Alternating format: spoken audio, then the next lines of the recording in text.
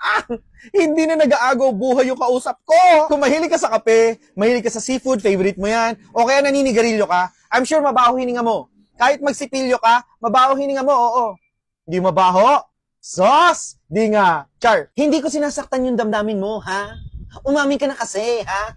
Kasi ako, hindi ko i-deny na mahilig ako sa coffee. Kaya naninilaw yan. Paminsan-minsan nagbibisyo, sorry po, pero nung bumili ako nito, itong Evo Snow Mouth Spray, yung blueberry, hindi na nag-aagaw buhay yung kausap ko. Spray mo lang yan. Bago magsimula yung usapan, bago magsimula yung discussion, no? Para kapag nagsalita ka na, pag binuga mo na yung gusto mong sabihin, fresh na fresh. Sana magkaroon to na ibang flavor kasi talagang pag ginamit nyo to, in seconds, fresh na fresh, no? Fresh breath ka talaga at magaan sa bibig. Maliit lang siya kaya anytime, anywhere, pwede mo siyang dalhin, pwede mo siyang gamitin. Kunwari, nasa school ka, no? Lakad-lakad kang ganyan, tapos nakita mo yung crush mo. Siyempre, mag-hi ka, magpapakitang gilas ka eh. Mag-spray ka nito.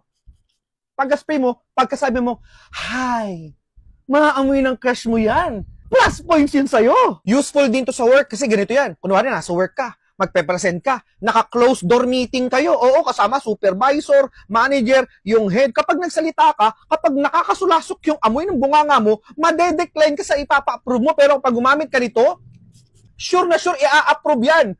Kaya kung ako sa inyo, i-check out nyo na tong Evo Snow Mouth Spray. Yung blueberry, yung blueberry kasi mas masarap, matamis-tamis, fresh breath ka talaga dito. I-spray ako sana yung bibig mo kaso mag-check out ka na lang.